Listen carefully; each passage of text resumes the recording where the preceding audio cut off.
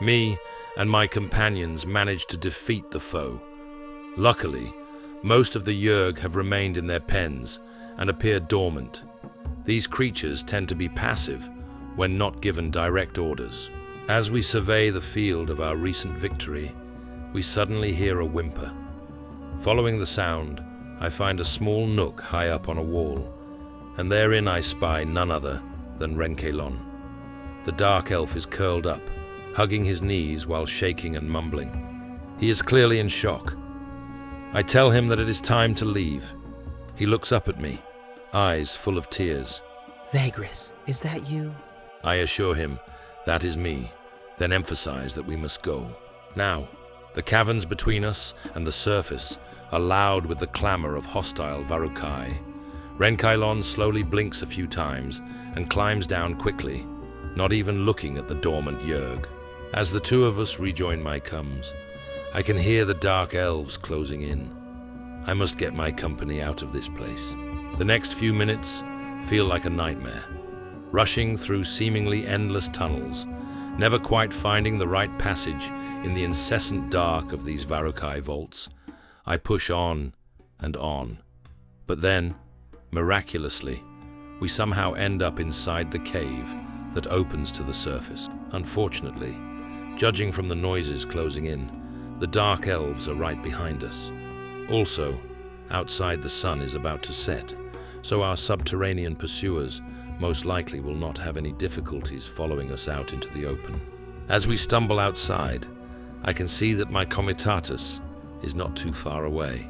I shout at my crew to stand firm as the Varukai march on the comitatus in lockstep, accompanied by crystal-imbued Yurg ready to take on my warriors with their mandibles. Seeing the enemy army approach, my best fighters spread out across the battlefield to lead the troops. Two soldiers quickly unload the supplies before mounting their horses, while weapons are handed out to the workers. No matter how hard I try to devise a strategy, none can be executed quickly enough. Realizing the risk of being outnumbered, I order that the slaves be armed so they can help us. The clash is brutally intense. Spears shatter, shields splinter against chitin, but my men's training finally pays off. Several deadly strikes throw the dark elves into disarray, and they eventually retreat after losing many warriors and several Urgs. I decide not to pursue them and focus on tending to our wounded. One of my men has fallen, and Vorax owes his survival only to the fact that he is undead.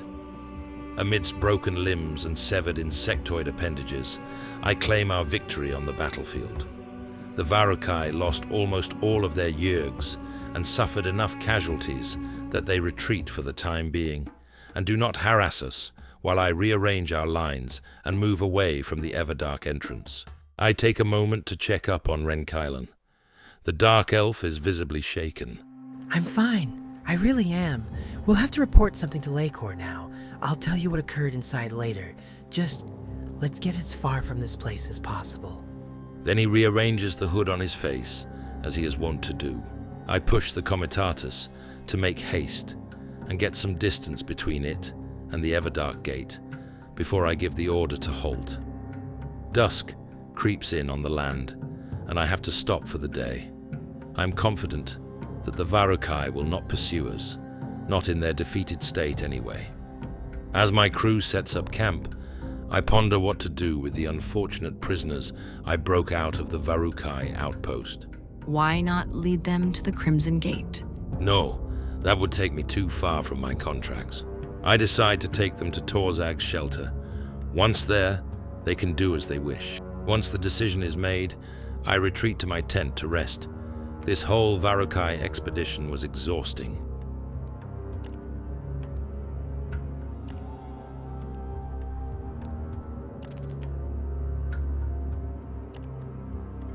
Renkailon, I must make a slight detour before going to see the prince. How much time do you think we have?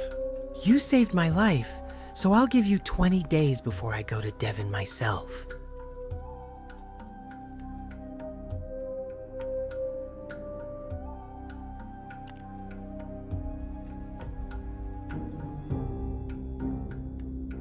Comitatus prepares to rest for the night, and I am about to unwind from the day's toil myself, when I hear soft steps approaching my tent.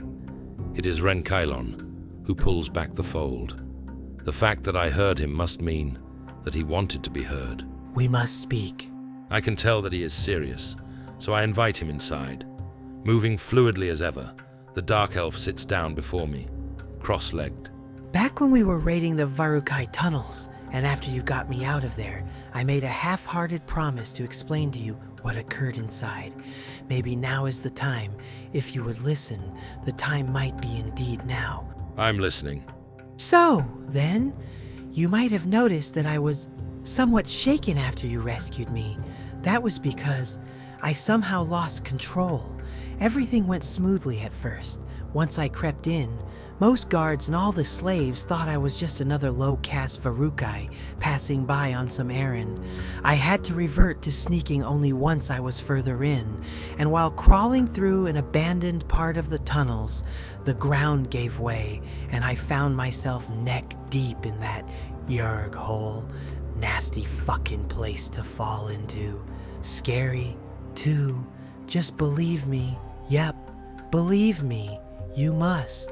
Never mind those Yergs seemed docile and generally attuned to my kind. Dark elves, that is. They still scared the shit out of me. You hear me, Vagrus? I do. I only had one thought. Hide. So I climbed up to that crevice. Can't even remember how. The handlers that came and went afterward did not notice me. You were lucky. Right. See, there's a reason I got so terrified. Terrified so much. Not something I like to talk about. See? Not one bit. Back when I was traveling with another Vagrus, I had a memorable encounter with those insect bitches, with Yergs. He gestures at the left half of his face and laughs bitterly. Yeah, that's when they messed up my sunny side, so I guess you can understand why I don't like them that much, and why I don't like to venture underground, but that's not really why I wanted to talk to you, or at least, not the whole problem. What is the real issue? It's that I'm afraid, not of insect-like monsters or dark holes, but of being helpless, powerless, and well, of being mortal. Despite my long lifespan as a dark elf, I don't want to die. No, I want to live. I don't want to be afraid of dying. I raise an eyebrow and ask him what he wants to do to conquer his fears. Well, I harbor some resentment against my own race, yet there is a skill of ours that I might be interested in, after all. The dark power of life drain. What kind of power is that? That is a dark secret, Vagrus, and I do not know if what I heard is true, but provided it is, apparently the princes and ancient sorcerers have unlocked a method using the guidance of demons by which they can prolong their mortal lifespan almost indefinitely. Remember, my kin does not live forever. We have lost that boon a long time ago. Many of the nobles feel that these dark elves were robbed of a long life and have been searching for ways to retain it. Word is that many others, mages, witches, warlords, even artisans, have reached similar results with life drain as the many centuries passed, and now it is a secret no more, though still an obscure art, and one that involves great pain and sacrifice. Great sacrifice indeed. How do you intend to find this mythical power? Well, that's a story to be told, but the details don't matter at this point. Suffice to say that I delved into this matter 5 years before we met or so. 5 years it was, I reckon. Then, along the way, I somehow lost my enthusiasm, and now, this last run-in with the Yergs happened, got me interested again. Quite interested. Renkailon shakes his head vehemently, as if trying to get rid of unwanted thoughts. Now, the only way someone like me can uncover this kind of knowledge is via meticulous research. The Mereldan princes keep this art to themselves and their sycophants. There are several occult texts and artifacts of dark power that I need to study in order to discover the locations of the sites where ancient sorcerers and dark elven exiles kept their accounts of life drain rituals. And that's where I need your help, Vagrus. That's where I need a lot of your help. Since we are on the road anyway, I figure it could work out just fine. That is, if you are willing. I need some time to decide if I want to help you. I will try anyway. Might take much longer on my own. Much longer. But what are a few more months or years when the ultimate prize is immortality? The dark elf rises from his seat, but before he leaves my tent, he looks at me with sincere gratitude. However this turns out, Vagrus, I thank you for getting me out of those Varukai tunnels. You've got no idea how grateful I am. You're welcome, Renkailon.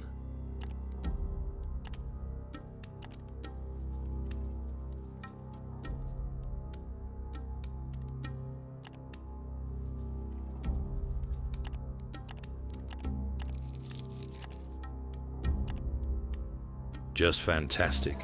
While buying some coffee, I saw they had exactly the number of bright kelp I need for Mistress Kandake.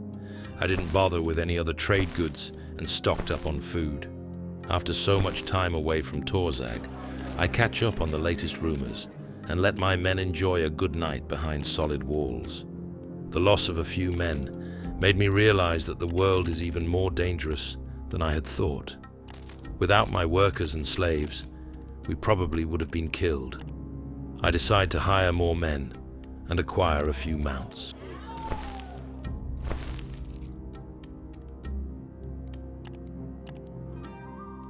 Regarding your request, you will need to enter the arena more often if you want Maldarian to notice you. I admit that I'm a bit scattered and miss some opportunities. Could you prepare our men for a fight in the arena at our next stop in Tor'Zag? It will be done, Vagrus.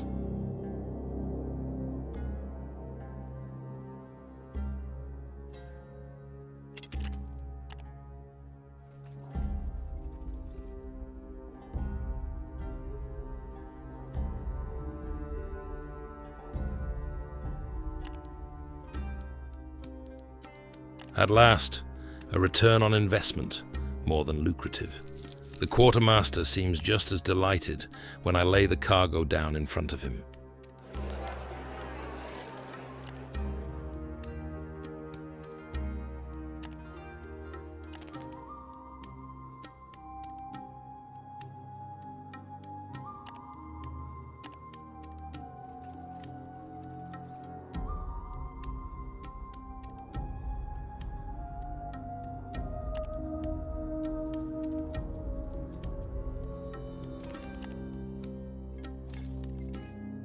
At last, Lumen. A crowd of merchants gathered around me as soon as the news of my cargo spread. Today is an excellent and very lucrative day. I had barely come down with my men to unload the supplies requested by Mistress Kandake when she practically jumped on me and went on with her list as if we had parted ways only yesterday. I almost forgot about the white crystal. I need one. Do you mean one like this? I unwrapped the white crystal I had intended to show them in case they needed it. As soon as it became visible, Mistress Kandake practically exulted, examining the object I handed her. I wasn't really hoping to get one, to be honest. You'll see that I'm full of resourcefulness. Well, isn't that nice? We're actually making progress. Thank you, dearest Vagrus. Keep up the good work. Speaking of which, ready to take the next step. Of course. The things I need now are rather important for the expedition. Of course, they can be replaced with other goods, and the procedures I want to use them for can be circumvented if need be. But still, I'd be much happier if you could just bring the right materials, which are dragon bone and pottery. Well, admittedly, the pottery part is not that important, but still. Perfect. my connections finally allow me to get a contract at Lumen. Plus, the merchants have stocked up on blue crystals, which works in my favor. While my men load the cargo, I head to the tavern to see if they're selling some Cerulean Essence. I quickly learn that the bar here does not keep any of the crystal-infused booze, as it is much too expensive for the local clientele. They also tell me that crystal mancers usually consider it too lowly a ware to produce it, so getting the essence is no small task, even in Lumen. But then the barman points out that one of the regulars boasts of having some in his stash. I walk up to the fellow, a middle-aged man with a receding hairline and a ridiculous mustache, who confirms that he does indeed have Cerulean Essence. However, my offer of coins does not interest him. But then he looks me up and down with a smile. I like to gamble, see? So what do you say if we play a game of Dux Bellum for a bottle? Your coins could be your wager. I will play. Dux Bellum is a game of strategy and resource management, something I am quite familiar with. It uses cards and tokens. I don't like gambling my money, but I don't have much of a choice and put down a few coins. In Dux Bellum, players are supposed to be warlords who try to conquer realms. Armies, forts, and sorcerers are all represented by cards. Deep knowledge of the game and a great sense of tactics are required to succeed. There is also an element of luck, but I have the experience of being a Vagrus. Dux Bellum is also a game of anticipation, and I think the mustached gambler must surely be a great player. By the last leg of the game, it is clear to me that the gambler is cheating. However, there is no way to prove it. Yet, I could cheat myself. Pocketing cards, gingerly manipulating tokens, or distracting my opponent with underhanded tactics would get me far. Two can play that game. Victory is mine. The gambler stares in disbelief at the cards laid out in front of me, as well as the ones in his hand, but he cannot offer a counter. He sighs, then shakes my hand. Very well played. I'm a man of my word, despite what you may think. He leaves the table, then returns from his upstairs room and produces a crystalline bottle filled with a light blue beverage. Crystal flecks are gathered at the bottom. I take my prize and say my farewell to the gambler. The Cerulean Essence is now in my keeping. What do you think her project is, with so many varied components, some of them even magical? Maybe some kind of ritual. Some people use dragonbone to draw out the lingering magic within it. How did you end up working for her? This kind of experiment can be very dangerous. She is an important figure in the Empire, being a prominent scientist. Some rather random circumstances put me in her path. In any case, it gives me an excuse to buy two, so I can get one of the ingredients for Vorax.